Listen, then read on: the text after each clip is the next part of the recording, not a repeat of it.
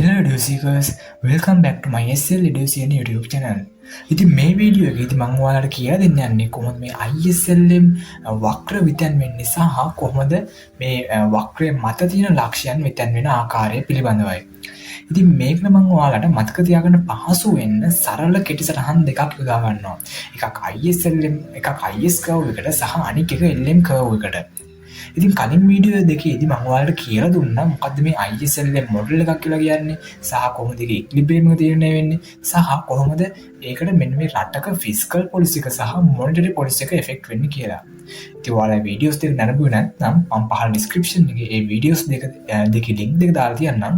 ඔයාලා මේ මොඩල් එක ගැන හරි සහ පුළුල් සරල අවබෝධයක් ලබා ගන්න අවශ්‍ය නම් මේ වීඩියෝස් දෙක නරඹන්න පුළුවන්. ඉතින් මගේ නම සහන් ලක්ෂාන් මම කැලණිය විශ්වවිද්‍යාලයේ මූල්‍ය අංශයේ පළමු වසර ශිෂ්‍යයෙක්. ඉතින් මේ වගේ වැදගත් එඩියුකේෂනල් වීඩියෝස් දිගටම නරඹන්න අපේ SL Education YouTube channel එක subscribe කරලා වීඩියෝ එකට like එකක් දාගෙන අපි යමු අද වීඩියෝ එකට. හරි. අපි මුලින්ම මේ IS curve එක සම්බන්ධයෙන් බලමු. ඉතින් මේ IS curve එකක් ප්‍රධාන ආකාර දෙකකට shift වෙනවා. එකක් තමයි movement along the curve වෙනවා. අනිත් එක තමයි shifting of the curve වෙනවා. මේ movement along the curve කියලා කියන්නේ IS වක්‍රයේ මත ඇති ලක්ෂයක වෙනස් වීමක්. ඒ කියන්නේ ලක්ෂයක් ඉහළට එහෙම වුණාම වෙන්නේ ලක්ෂයක් ඉහළට හෝ පහළට ගමන් කිරීමක් තමයි මෙතනදී සිද්ධ වෙන්නේ. අනිත් එකේදී වෙන්නේ shifting of the curve. ඒ කියන්නේ වක්‍රය සම්පූර්ණ වක්‍රයේම විතැන්වීමක් තමයි මෙතනදී සිද්ධ වෙන්නේ. ඉතින් සිංහලෙන් මම දාලා තියෙන ලක්ෂයක් වෙනස් වීමක් මෙතන වක්‍රයේ වෙනස් වීමක් තමයි සිද්ධ වෙන්නේ. ඉතින් ඒකට බලපාන reasons නැත්නම් determinants causes තමයි දැන් කතා කරන්න යන්නේ. ඉතින් exam එකේදී මේ ආකාර තුනෙන්ම අහන්න පුළුවන්. නැත්නම් reasons කියලා අහන්න පුළුවන්. නැත්නම් determinants නැත්නම් causes කියලා තුනින්ම අහන්න පුළුවන්. ඒක නිසා මම මේ තුනම දාලා තිනවා. ඉතින් අපි බලමු ඉස්සෙල්ලාම මෙන්න මේ movement along the curve. ඒ කියන්නේ IS වක්‍රයේ මත ඇති ලක්ෂයක් ඉහළට හෝ පහළට ගමන් කිරීමකට. කියන්නේ IS වක්‍රයේ මත ඇති ලක්ෂයක වෙනස් වීමකට බලපාන හේතුව තමයි මෙන්න මේ interest rate එක කියලා කියන්නේ. මෙන්න මේ පොලි අනුපාතයේ වෙනස් වීම නිසා තමයි IS වක්‍රයේ මත ඇති ලක්ෂයක් ඉහළට හෝ පහළට ගමන් කිරීමක් සිද්ධ වෙන්නේ. ඉතින් මේකත් ප්‍රධාන ආකාර දෙකකට සිද්ධ වෙනවා. එකක් තමයි ඉන්ටරෙස්ට් රේට් එක වැඩි වෙන්න පුළුවන්. අනිත් එක තමයි ඉන්ටරෙස්ට් රේට් එක අඩු වෙන්න පුළුවන්. ඉතින් ඉන්ටරෙස්ට් රේට් එක වැඩි වුණාම මොකද්ද වෙන්නේ? ඉතින් ඉන්ටරෙස්ට් රේට් එක වැඩි වුණාම වෙන්නේ අපේ නැෂනල් ඉන්කම් එක අඩු වෙනවා. නැෂනල් ඉන්කම් එක අඩු වෙන්නේ කොහොමද? අපි කලින් වීඩියෝස් වලදී කතා කරා ඉන්ටරෙස්ට් රේට් එකයි මෙන්න මේ ඉන්වෙස්ට්මන්ට් එක අතර පොඩි සම්බන්ධතාවයක් තියෙනවා. ප්‍රතිලෝම සම්බන්ධතාවයක්. ඉතින් අපේ ඉන්ටරෙස්ට් රේට් එක වැඩි වෙනවා කියලා කියන්නේ අපේ ඉන්වෙස්ට්මන්ට් එක අනිත් පැත්තට අඩු වෙනවා. ඉතින් ඉන්වෙස්ට්මන්ට් එක අඩු වෙනවා කියලා කියන්නේ අවසානයේදී මේ නැෂනල් ඉන්කම් එක අඩු වෙනවා. නැෂනල් ඉන්කම් එක අඩු වුණාම මොකද වෙන්නේ? එතකොට වෙන්නේ මෙන්න මේ පොයින්ට් එකක් moves up වෙනවා. ඒ කියන්නේ IS වක්‍රයේ මත ඇති ලක්ෂයක් ඉහළට ගමන් කිරීමක් සිද්ධ වෙනවා. බලන්න කොහොමද ඒක වෙන්නේ කියලා. මෙන්න මෙහෙම. මෙන්න මේ IS වක්‍රයේ තියෙනවා IS සහ LM කියලා වක්‍ර දෙක තියෙනවා. ඉතින් පැරණි ඉක්ලිබ්‍රියම් එක තියෙනවා. දැන් මෙන්න මේ A සිට B දක්වා ලක්ෂ්‍ය ඉහළට ගමන් කිරීමක් සිද්ධ වෙනවා. මෙන්න මේ ලක්ෂ්‍යයට මේ ලක්ෂ්‍ය දක්වා විතන්නවා. එතකොට මොකද වෙන්නේ? අපේ I1 දක්වා වැඩි වෙනවා. අපි කතා කරා ඉන්ටරෙස්ට් රේට් එක වැඩි වුණා. අනිත් පැත්තට මොකද වුනේ? අපේ නැෂනල් ඉන්කම් එක කියන්නේ Y0 දක්වා අඩු වුණා. ඉන්ටරෙස්ට් රේට් එක වැඩි වුණා. අපේ නැෂනල් ඉන්කම් එක අඩු වුණා. දෙක ප්‍රතිලෝමව තමයි මෙතන වෙනස් වුනේ. ඉතින් ඔන්න ඕක තමයි මෙන්න මේ ඉන්ටරෙස්ට් රේට් එක වැඩි වුණාම සිද්ධ වෙන්නේ. දැන් බලමු ඉන්ටරෙස්ට් රේට් එක අඩු වුණාම මොකද වෙන්නේ කියලා. ඉන්ටරෙස්ට් රේට් එක අඩු වුණාම වෙන්නේ අපේ ඉන්වෙස්ට්මන්ට් එක වැඩි වෙනවා. මොකද මගේ ප්‍රතිලෝම සම්බන්ධතාවයක් තියෙනවා ඉන්ටරෙස්ට් රේට් එකයි ඉන්වෙස්ට්මන්ට් එකයි අතර.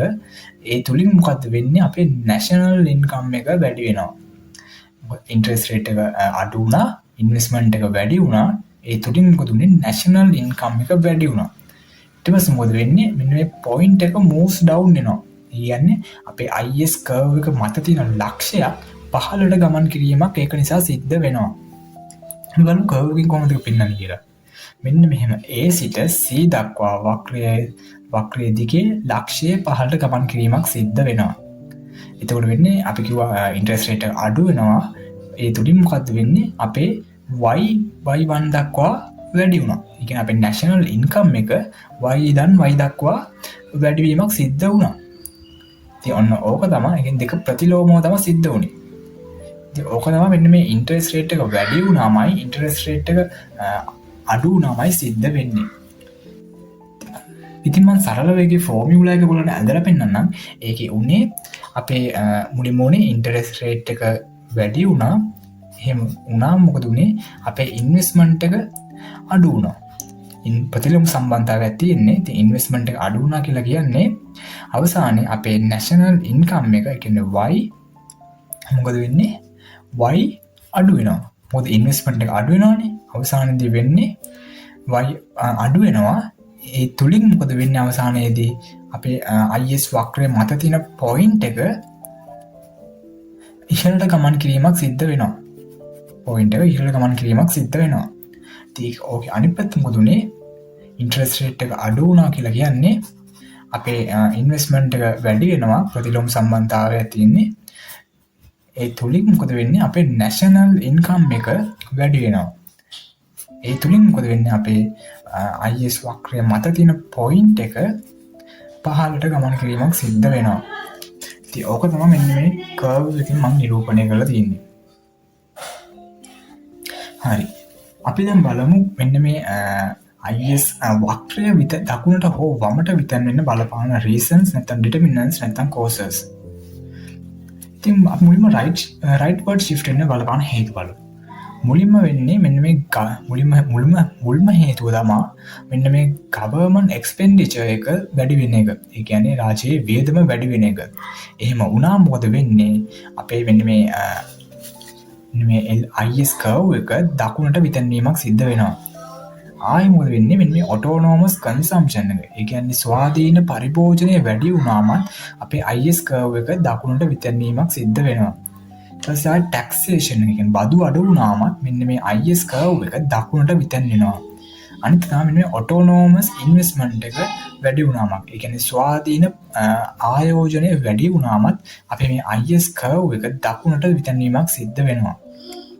මෙතනදී මම මතක් කරන්න ඕනේ මම කලින් වීඩියෝ එකේදී අර ෆිස්කල් පොලිසි සහ මොනිටරි පොලිසි කියලා දෙන වීඩියෝ එකේදී මම ඔයාලට කියලා දුන්නා මෙන්න මේ government expenditure එක වැඩි කරලා හෝ ටැක්සේෂන් එක අඩු කරලා තමයි රජයක් විසින් එක්ස්පෑන්ෂනරි ෆිස්කල් පොලිසි එක ක්‍රියාත්මක කරන්නේ. ඒ කියන්නේ ප්‍රසාරණාත්මක මූල්‍ය ප්‍රතිපත්තිය රජයක් විසින් ක්‍රියාත්මක කරන්නේ මෙන්න මේ රජයේ වියදම වැඩි කරලා, කියන්නේ ගවර්න්මන්ට් එක්ස්පෙන්ඩිචර් එක වැඩි කරලා හෝ මෙන්න මේ බදු අඩු කරලා, කියන්නේ ටැක්සේෂන් එක අඩු කරලා තමයි.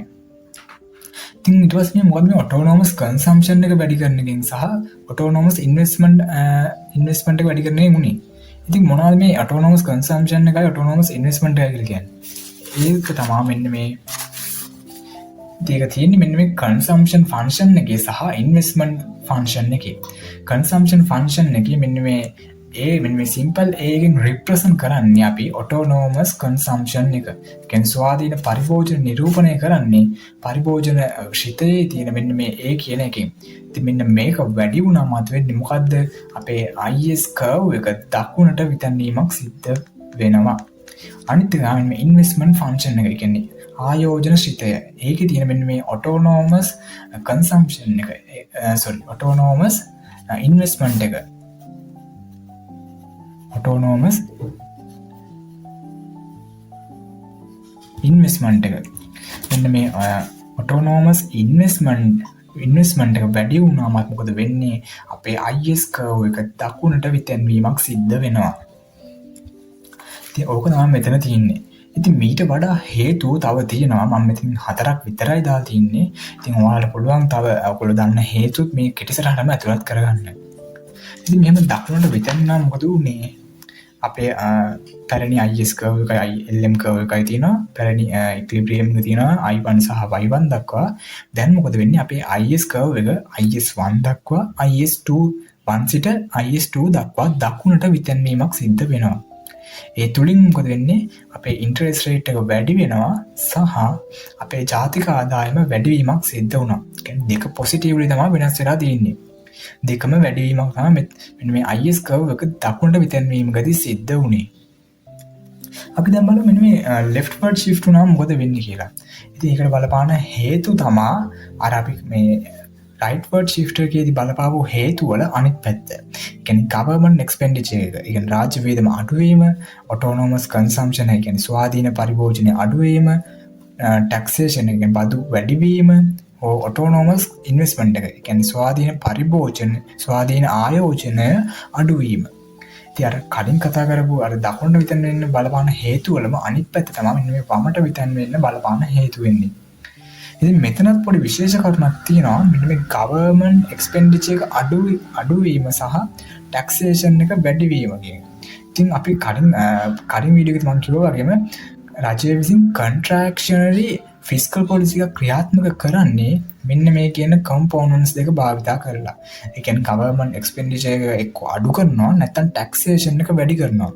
එහෙම කරලා තමයි රජයක් විසින් සංකෝචනාත්මක මූල්‍ය ප්‍රතිපත්තිය ක්‍රියාත්මක කරන්නේ. ඒ කියන්නේ contractionary fiscal policy එක ක්‍රියාත්මක කරන්නේ.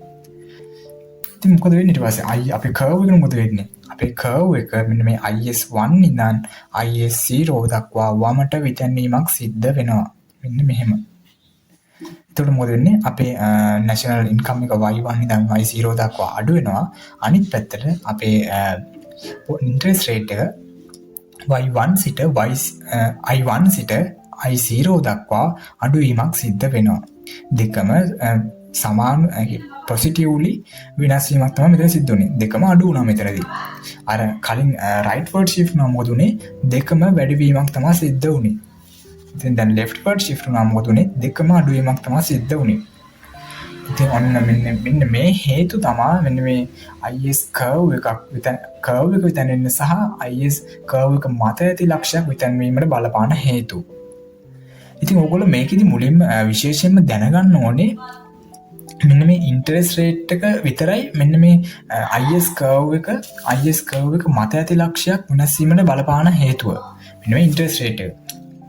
මේ ඉන්ටරෙස්ට් රේට් එක හැර ඇග්‍රිගේට් ඩිමාන්ඩ් එකට, ඒ කියන්නේ සමහර ඉල්ලුමට බලපාන අනිකුත් සාධක, මෙන්න මේ වගේ අනිකුත් සාධක වෙනස් වීමකදී වෙන්නේ මොකද්ද? අපේ IS curve එක එක්ක වමට හෝ දකුණට විතැන්වීමක් සිද්ධ වෙනවා. මෙන්න මේ ඉන්ටරෙස්ට් රේට් එකෙන් විතරයි අපේ මෙන්න මේ පොයින්ට් එකක් වෙනස් වෙන්න බලපාන්නේ. ඉතින් ඕක තමයි මෙන්න මේ IS curve එක සම්බන්ධයෙන් කියන්න තියෙන්නේ. අපි දැන් බලමු කොහොමද මේ LM curve එකේ සිද්ධ වෙන්නේ කියලා. හරි. දැන් අපි මේ LM curve එක සම්බන්ධයෙන් බලමු. ඉතින් මේ LM curve එකත් අර වගේම ආකාර දෙකකට වෙනස් වෙනවා. එකක් තමයි movement along the curve වෙනවා. ඒ කියන්නේ LM curve එක මත ඇති ලක්ෂයක වෙනස් වීමක් වෙන්න පුළුවන්. අනිත් එක තමයි shifting of the curve. ඒ කියන්නේ වක්‍රයේ විතැන්වීමක් වෙන්න පුළුවන්. ඉතින් ඒකට බලපාන reasons, determinants නැත්නම් causes තමයි දැන් කතා කරන්න යන්නේ. ඉතින් මේ movement along the curve කියන්නේ LM වක්‍රය මත ඇති ලක්ෂයක් වෙනස් වෙන්න නැත්නම් විතැන්වෙන්න බලපාන හේතුව තමයි මෙන්න මේ national income එක. කියන්නේ ජාතික ආදායම වෙනස් වීම. ඉතින් මෙන්න මේ ජාතික ආදායම ප්‍රධාන ආකාර දෙකකට වෙනස් වෙනවා. එක්ක ජාතික ආදායම වැඩි වෙනවා නැත්නම් ජාතික ආදායම අඩු වීමක් සිද්ධ වෙන්න පුළුවන්. ඉතින් ජාතික ආදායම වැඩි වුණාම මොකද්ද වෙන්නේ? මෙන්න මේ national income එක වැඩි වුණාම අපේ interest rate එක වැඩි වීමක් සිද්ධ වෙනවා. ඒ කියන්නේ අපේ පොලි අනුපාතයේ වැඩි වීමක් සිද්ධ වෙනවා. ඒ තුලින් මොකද වෙන්නේ? අපේ මෙන්න මේ LM curve එක මත ඇති ලක්ෂය ඉහළට ගමන් කිරීමක් සිද්ධ වෙනවා. ඒ කියන්නේ point එක moves up වෙනවා. ඒ කියන්නේ point එක වක්‍රයේ දිගේ ඉහළට ගමන් කිරීමක් සිද්ධ වෙනවා. ඉතින් ඒක වෙන්නේ කොහොමද? මම මෙන්න මේ ISL මොඩල් එක සම්බන්ධව තියෙන පළවෙනි වීඩියෝ එකේදී ඔයාලට කිව්වා මෙන්න මේ LM ඉක්විලිබියම් එක තීරණය වෙන තැනදී මම කිව්වා මෙන්න මේ අපේ national income එක වැඩි වුණාම මොකක්ද වෙන්නේ? ආර්ථිකයේ තියෙන ඉකොනොමි එකේ තියෙන money demand එක වැඩි වීමක් සිද්ධ වෙනවා. ඉතින් මෙන්න මේ money demand එක වැඩි වුණාම මොකද වෙන්නේ? අපේ money demand curve එක දකුණට විතැන් වෙනවා. ඉතින් money demand curve එක දකුණට විතැන්වුවාම මොකද වෙන්නේ? අපේ interest rate එක වැඩි වෙනවා. ඉතින් ඒක මම පළවෙනි වීඩියෝ එකේදී ඔයගලන්ට පුළුල්ව සහ සරලව කියලා දුන්නා. ඉතින් ඔයගලන්ට පුළුවන් ඒක අපේ මෙන්න මේ ISL මොඩල් එකේ පළවෙනි වීඩියෝ එකෙන් අරවන්න. ඉතින් මොකද උනේ? අපේ national income එක වැඩි වුණා, interest rate එක වැඩි වුණා. ඒ තුලින් මොකද උනේ? අපේ මෙන්න මේ LM curve එක මත තියෙන ලක්ෂයක් ඉහළට ගමන් කිරීමක් සිද්ධ වුණා. අපි බලමු curve එකකින් කොහොමද ඒක represent කරන්න කියලා. මෙන්න මේ අපේ LM කර්ව් එකයි IS කර්ව් එකයි තියෙනවා. ඒ තුලින් අපේ ඉක්විලිබ්‍රියම් එක නිර්මාණය වෙනවා. දැන් මොකද වෙන්නේ? අපේ LM කර්ව් එක දිගේ ඉහළට ගමන් කිරීමක් සිද්ධ වෙනවා. මොකද අපේ දැන් නැෂනල් ඉන්කම් එක වැඩි කරනවා. y නම් y දක්වා වැඩි වෙනවා. LM කර්ව් එක මත ඇති ලක්ෂය මෙන්න මේ ලක්ෂයේ සිට මෙන්න මේ ලක්ෂය දක්වා ඉහළට ගමන් කිරීමක් සිද්ධ වෙනවා. ඒ තුලින් මොකද වෙන්නේ? අපේ ඉන්ටරෙස්ට් රේට් එක i ඉඳන් i1 දක්වා වැඩි වෙනවා. දෙක පොසිටිව්ලි තමයි වෙනස් වෙලා තියෙන්නේ. දෙකම වැඩි වුණා. ඒ කියන්නේ නැෂනල් ඉන්කම් එකත් වැඩි වුණා. අපේ ඉන්ටරෙස්ට් රේට් එකත් වැඩි වුණා. ඉතින් ඕක තමයි මෙන්න මේ නැෂනල් ඉන්කම් එක වැඩි වුණාම සිද්ධ වෙන්නේ. ඉතින් නැෂනල් ඉන්කම් එක අඩු වුණාම මොකද්ද වෙන්නේ? මේ නැෂනල් ඉන්කම් එක අඩු වුණාම වෙන්නේ අපේ ඉන්ටරෙස්ට් රේට් එක අඩු වෙනවා. ඉස්සෙල්ලා කිව්වා වගේම නැෂනල් ඉන්කම් එක අඩු වුණාම අපේ ඉකොනොමි එකේ තියෙන මනි ඩිමාන්ඩ් එක අඩු වෙනවා. ඒ තුලින් මොකද්ද වෙන්නේ? මනි ඩිමාන්ඩ් කර්ව් එක වමට විතන් වෙනවා. ඒ තුලින් අපේ මේ ඉන්ටරෙස්ට් රේට් එක අඩු වීමක් සිද්ධ වෙනවා. ඉන්ටරෙස්ට් රේට් එක අඩු වෙනවා. ඉතින් ඒ තුලින් මොකද්ද වෙන්නේ? මේ පොයින්ට් එක moves down වෙනවා. කියන්නේ LM කර්ව් එක මත ඇති ලක්ෂයක් පහළට ගමන් කිරීමක් සිද්ධ වෙනවා. කොහොමද මේ කර්ව් එක අපි රිප්‍රසන්ට් කරන්නේ? මෙන්න මෙහෙම තමයි අපි රිප්‍රසන්ට් කරන්නේ. LM කර්ව් එකයි IS කර්ව් එකයි තියෙනවා. දැන් මෙතන ඉක්විලිබ්‍රියම් එක තියෙනවා. දැන් මෙන්න මේ ඉක්විලිබ්‍රියම් පොයින්ට් එකේ ඉඳන් මෙන්න මේ ලක්ෂය දක්වා වක්‍රය දිගේ පහළට ගමන් කිරීමක් සිද්ධ වෙනවා. එහෙම වුණාම මොකද වෙන්නේ? අපේ ඉන්ටරෙස්ට් රේට් එක i ඉඳන් i0 දක්වා අඩු වෙනවා. නැෂනල් ඉන්කම් එක y ඉඳන් y0 දක්වා අඩු වෙනවා. ඉතින් දෙකම පොසිටිව්ලි තමයි චේන්ජ් වෙලා තියෙන්නේ. දෙකම අඩු වෙනවා. i අඩු වෙනවා, y වැඩි වෙනවා. ඉතින් ඔන්න ඕක තමයි මෙන්න මේ නැෂනල් ඉන්කම් එක අඩු කිරීම තුළින් සිද්ධ වෙන්නේ. මොකද්ද සිද්ධ වුනේ? අපේ LM කර්ව් එක මත ඇති ලක්ෂයක සිට පහළ ලක්ෂය කරා ගමන් කිරීමක් තමයි සිද්ධ වුනේ. නැෂනල් ඉන්කම් එක වැඩි වුණාම මොකද වුනේ? නැෂනල් ඉන්කම් එක වැඩි කරාම උනේ මෙන්න මේ LM කර්ව් එක මත ඇති ලක්ෂයක සිට ඉහළ ලක්ෂය කරා විතන් වීමක් තමයි සිද්ධ වුනේ. ඉතින් ඔන්න ඕක තමයි මෙන්න මේ පොයින්ට් එකක් පොයින්ට් එකක විතන් වීමකදී සිද්ධ වෙන්නේ. ඒකට හේතුව තමයි මෙන්න මේ නැෂනල් ඉන්කම් එක චේන්ජ් වීම.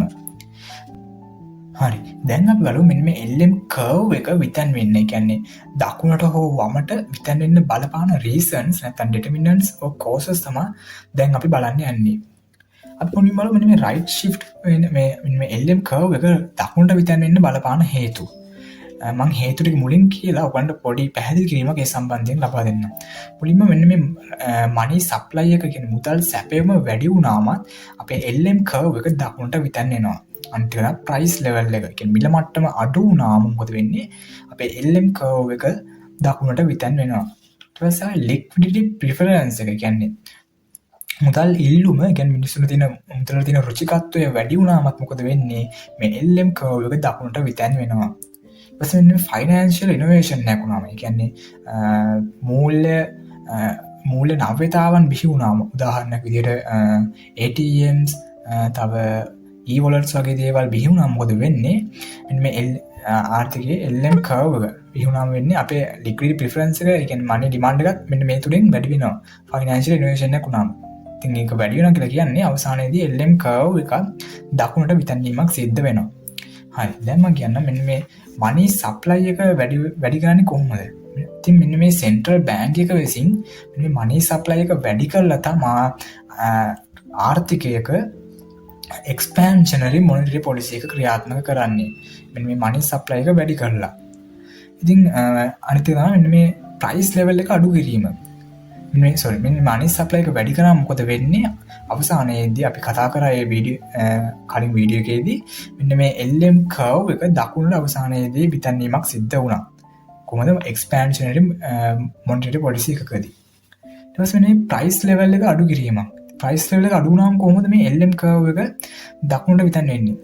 ඉතින් ඔයගොල්ලෝ දන්නවා මෙන්න මේ LM කර්ව් එක කියන්නේ මෙන්න මේ money market equilibrium එක තීරණය වෙන්නේ මෙන්න මේ real money supply එක මෙන්න මේ total money demand එකට සමාන වුණාම. ඒ කියන්නේ මෙන්න මේ MP මෙන්න මේ real money supply එක අපි calculate කරන්නේ මෙන්න මේ M divided P. M කියලා කියන්නේ අපි nominal money supply එක, P කියලා කියන්නේ මෙන්න මේ price level එක. මෙන්න මේක තමයි අපි මෙන්න මේ කතා කරේ price level එක. මෙන්න මේ ප්‍රයිස් ලෙවල් එක අඩු කරාම මොකද වෙන්නේ? ඉරෙන් යටපදේ අඩු වෙනවා කියලා කියන්නේ අවසාන පිළිතුර වැඩි වෙනවා. ඒ කියන්නේ රියල් මනි සප්ලයි එක වැඩි වෙනවා. ඒ කියන්නේ අපේ LM වක්‍රය දකුණට විතැන්වීමක් සිද්ධ වෙනවා. මෙන්න මේ ප්‍රයිස් ලෙවල් එක අඩු කරපු නිසා. ඊට පස්සේ මොකද මෙන්න ලික්විඩිටි ප්‍රිෆරන්ස් එක. ඒ කියන්නේ මිනිස්සුන්ට මුදලට තියෙන ඩිමාන්ඩ් එක කියන්නේ මුදල් ඉල්ලුම ඒක වැඩි වුණාමත් මුදලට තියෙන රුචිකත්වය වැඩි වුණාමත් මේ LM කර්ව් එක වැඩිවීමක් දකුණට විතැන්වීමක් සිද්ධ වෙනවා. මෙතනදී ඔයගොල්ලෝ දැනගන්න ඕනේ මෙතන මේ ලික්විඩිටි ප්‍රිෆරන්ස් කියලා කියන්නේ මෙතන මේ කියන ඩිමාන්ඩ් එක වැඩි වීමද කියන්නේ නැෂනල් ඉන්කම් එක වැඩි වීම නිසා සිදුවන මනි ඩිමාන්ඩ් එකක් නෙමෙයි. ඒ කියන්නේ අපේ ජාතික මෙන්න මේ කියන ජාතික ආදායම වැඩි වීම නිසා සිදුවන මුදල් ඉල්ලුමේ වැඩි වීමක් නෙමෙයි මෙතන මේ ලික්විඩිටි ප්‍රිෆරන්ස් එක වැඩි වීමක් කියලා කියන්නේ. ඒ හැර ඒ කියන්නේ නැෂනල් ඉන්කම් එක නිසා සිදුවන මුදල් ඉල්ලුම හැර මුදල් ඉල්ලුමේ සිදුවන අනිකුත් වැඩිවීම තමයි මෙන්න මේ මනි ඩිමාන්ඩ් වැඩිවීම තුලින් මෙතෙන් අපි අදහස් කරන්නේ. උදාහරණයක් විදිහට මෙන්න මේ ෆයිනෑන්ෂියල් ඉනෝවේෂන් එකක් නිසා. ඒ කියන්නේ මූල්‍ය නව්‍යතාවයන් බිහිවීම නිසා. මොනවද උදාහරණයක් විදිහට ATMs තව e-wallets වගේ දේවල් බිහි වුණාම මොකද වෙන්නේ? මිනිස්සුන්ගේ මනි ඩිමාන්ඩ් එක වැඩි වෙනවා. ඒ තුලින් මොකද වෙන්නේ? අපේ LM කර්ව් එක දකුණට විතන් වෙනවා. ඒ කියන්නේ right shift word වෙනවා. ඒක වෙන්නේ අපි මෙන්න මේ පැරණි LM කර්ව් එකයි IS කර්ව් එකයි තියෙනවා. LM1 සහ IS1 කියලා ඉක්විලිබ්‍රියම් එක නිර්මාණය වෙනවා පැරණි I1 සහ Y1 කියලා. දැන් මොකද වෙන්නේ? අපේ LM කර්ව් එක LM2 දක්වා දකුණට විතන් වෙනවා. එහෙම වුණාම මොකද වෙන්නේ? අපේ පොලි අනුපාතික ඒ කියන්නේ ඉන්ටරෙස්ට් රේට් එක I1 සිට I0 දක්වා අඩු වුණා. අනිත් පැත්තට මොකද උනේ? අපේ නැෂනල් ඉන්කම් එක Y1 සිට Y2 දක්වා වැඩි වුණා. අපේ ජාතික ආදායම වැඩි වුණා සහ අපේ පොලි අනුපාතිකයේ අඩුවීමක් මෙතනදී සිද්ධ වෙනවා. දෙක ප්‍රතිලෝමව වෙනස් වෙනවා මෙතනදී. ඉතින් ඕක තමයි මෙන්න මේ right shift word උනාම වෙන සම්බන්ධතාවය. උනේ කොහොමද මනි සප්ලයි එක වැඩි කරලා නැත්නම් ප්‍රයිස් ලෙවල් එක අඩු කරලා නැත්නම් ලික්විඩිටි ප්‍රිෆරන්ස් එක වැඩි කරලා නැත්නම් ෆයිනෑන්ෂියල් ඉනෝවේෂන් එකක් වෙලා. ඉතින් ඔයගොල්ලන් කියනවා මෙතනත් මෙන්න මේ කරුණු හතරට අමතරව තව කරුණු තියෙනවා. ඔයගොල්ලන්ට පුළුවන් මෙන්න මේ කෙටි සටහනටම ඔයගොල්ලෝ දාන්න කරුණුත් එකතු කරගන්න. හරි. දැන් අපි බලමු මෙන්න මේ LM කර්ව් එක leftward shift වෙන. ඒ කියන්නේ වමට විතන් වෙන්න බලපාන හේතු මොනවාද කියලා. ඉතින් ඒකට බලපාන්නේ මෙන්න මේ rightward shift වෙන්න බලපාපු හේතු වලම අනිත් පැත්ත. කියන්නේ ප්‍රතිලෝම පැත්ත තමයි මෙන්න මේ leftward shift වෙන්න බලපාන්නේ. මොනවාද ඒ? money supply එක අඩු වීම, price level එක වැඩි වීම, liquidity preference එක අඩු වීම සහ financial innovations අඩු වීම. ඉතින් මෙන්න මේ කරුණු නිසා තමයි මෙන්න මේ LM curve එක වමට විතන් වෙන්නේ. ඉතින් මෙතනදී මෙන්න මේ money supply එක අඩු කරලා තමයි මහ බැංකුව විසින් contractionary monetary policy එක ක්‍රියාත්මක කරන්නේ. ඒ කියන්නේ සංකෝචනාත්මක මුදල් ප්‍රතිපත්තිය මහ බැංකුව විසින් ක්‍රියාත්මක කරන්නේ මෙන්න මේ මුදල් සැපයුම අඩු කරලා. ඒක නිසා අවසානයේ මොකද්ද වෙන්නේ? අපේ LM curve එක වමට විතන් වීමක් සිද්ධ වෙනවා. ඉතින් ඒ සම්බන්ධයෙන් අපි කලින් වීඩියෝ එකේදී පුළුල් ලෙස කතා කරා. ඉතින් ඔයාලට පුළුවන් මේ වීඩියෝ නරඹලා රජයේ මූල්‍ය ප්‍රතිපත්තිය සහ මහ බැංකුවේ මුදල් ප්‍රතිපත්තියේදී සිදුවන බලපෑම් කොහොමද අපි මේ ISLM මොඩල් එකට වෙන්නේ කියලා දැනගන්න. හරි. ඊට පස්සේ මොකද වෙන්නේ? ප්‍රයිස් ලෙවල් එක වැඩි වුණාම. ඉතින් අපි ඉස්සෙල්ලා කතා කරා මෙන්න මේ LM කර්ව් එකේ ඉක්විලිබ්‍රියම් එක තීරණය වෙන්නේ මෙන්න මේ රියල් මනි සප්ලයි එක ටෝටල් මනි ඩිමාන්ඩ් එකට සමාන වුණාම. මේ ටෝටල් මනි ඩිමාන්ඩ් එක හැදෙන්නේ ප්‍රධාන කොටස් තුනකින්. තමයි ට්‍රාන්සැක්ෂනල් මනි ඩිමාන්ඩ් එකයි, ප්‍රෙකියුෂනල් මනි ඩිමාන්ඩ් එකයි, ස්පෙකියුලටිව් මනි ඩිමාන්ඩ් එකයි. ඒ කියන්නේ ගනුදෙනු චේතනාවයි, අපි සිංහලෙන් කියන්නේ ගනුදෙනු චේතනාවයි, ආරක්ෂණ චේතනාවයි සහ සමපේක්ෂණ චේතනාව කියන මුදල් ඉල්ලුම් වර්ග තුනේ එකතුවෙන් තමයි මෙන්න මේ ටෝටල් මනි ඩිමාන්ඩ් එක හැදෙන්නේ. ඒක අපි කැල්කියුලේට් කරන මෙන්න මේ KY කියලින් අපි රිප්‍රසන්ට් කරනවා මෙන්න මේ ට්‍රාන්සැක්ෂනරි සහ ප්‍රෙකියුෂනරි මනි ඩිමාන්ඩ් එක සහ මෙන්න මේ මයිනස් HI එකෙන් අපි රිප්‍රසන්ට් කරන්නේ මේ ස්පෙකියුලටිව් මනි ඩිමාන්ඩ් එක. හරි. දැන් අපි මෙතනදී කතා කරේ මෙන්න මේ ප්‍රයිස් ලෙවල් එක. මෙන්න මේ ප්‍රයිස් ලෙවල් එක වැඩි වුණාම මොකද්ද වෙන්නේ? වැඩි වුණාම වෙන්නේ ඉරෙන් යටපදය වැඩි වෙනවා. එතකොට වෙන්නේ මොකද්ද? අවසාන පිළිතුර අඩු වෙනවා. මොකද ඉතින් යටපදේ වැඩි වෙනවා කියලා කියනත් අවසාන පිළිතුර අඩු වෙනවා. ඒ කියන්නේ අපේ රියල් මනි සප්ලයි එක අඩු වෙනවා. ඉතින් අන්න ඒක නිසා මොකද වෙන්නේ? අපේ මේ LM කර්ව් එක වමට විතැන්වීමක් වෙනවා. ප්‍රයිස් ලෙවල් එක වැඩි වුණාම LM කර්ව් එක වමට විතැන් වෙනවා. ඊට පස්සේ ලික්විඩිටි ප්‍රිෆරන්ස් එක, ඒ කියන්නේ මුදල් ඉල්ලුම, කියන්නේ මිනිසුන්ට මුදල තියෙන රුචිකත්වය අඩු වුණාමත් මොකද වෙන්නේ? LM කර්ව් එක වමට විතැන් වෙනවා. අනිත් එක තමයි මේ ෆයිනෑන්ෂියල් ඉනෝවේෂන්ස් අඩුවීම. කියන්නේ රට තුල තියෙන රට තුල මූල්‍ය නවීතාවයන් අඩු වෙනවා කියලා කියන්නේ මෙන්න මේ LM කර්ව් එක වමට විතැන්වීමක් සිද්ධ වෙනවා. හරි. ඉතින් මෙන්න මේක තමයි මෙන්න මේ LM කර්ව් එක leftward shift වෙන බලපාන හේතු වෙන්නේ.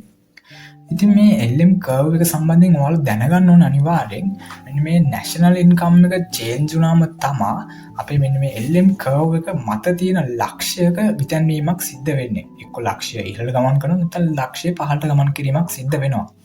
මේ national income එක නිසා සිදුවන money demand එකේ වෙනස් වීමක් හැර, කියන්නේ අපේ ජාතික ආදායම වෙනස් වීම නිසා මුදල් ඉල්ලුමේ සිදුවන වෙනස් වීමක් හැර මුදල් ඉල්ලුමේ සිදුවන අනිකුත් වෙනස් වීම, ඒ කියන්නේ ලික්විඩිටි ප්‍රිෆරන්ස් එකේ සිදුවන අනිකුත් වෙනස් වීම නිසා හෝ මුදල් සැපයුමේ සිදුවන අනිකුත් වෙනස් වීම නිසා මෙන්න මේ සිදුවන වෙනස් වීම නිසා තමයි මෙන්න මේ LM කර්ව් එක shift වෙන්නේ. කියන්නේ LM කර්ව් එක වමට හෝ දකුණට shift වෙන්නේ, කියන්නේ වක්‍රය විතැන් වෙන්නේ මෙන්න මේ national income එක නිසා money demand එකේ සිදුවන වෙනස් වීම හැර money demand එකේ සිදුවන අනිකුත් වෙනස් වීම සහ මුදල් සැපයීමේ සිදුවන වෙනස් වීම නිසා තමයි මේ LM කර්ව් එකේ වක්‍ර විතැන් වෙන්නේ. ඉතින් ඒක ඔයගොල්ලෝ අනිවාර්යෙන් මතක තියාගන්න ඕනේ. ඉතින් ඔන්න ඔය හේතු නිසා තමයි මෙන්න මේ ISLM curves විතැන් වෙන්නේ සහ වක්‍රයේ මත තියෙන පොයින්ට් එකක් විතැන් වීමක් සිද්ධ වෙන්නේ. ඉතින් මම හිතනවා මේ කෙටිසටහන් දෙකෙන් ඔයාලට සරලව සහ පැහැදිලිව සම්පූර්ණ විස්තරයක් මෙන්න මේ සම්බන්ධයෙන් ලබා ගන්න පුළුවන් වෙන්නේ නැති කියලා. ඉතින් මේ වීඩියෝ එකෙන් ඔයා දෙයක් ඉගෙන ගත්තා නම් මේ වීඩියෝ එක ඔයාගේ යාළුවන්ට බලන්න ෂෙයා කරන්න සහ මේ වගේ වැදගත් এডুকেෂනල් වීඩියෝස් දිගටම නරඹන්න අපේ SL Education YouTube channel එක subscribe කරලා තියාගන්න. හමු ඊළඟ වීඩියෝ එකකින්.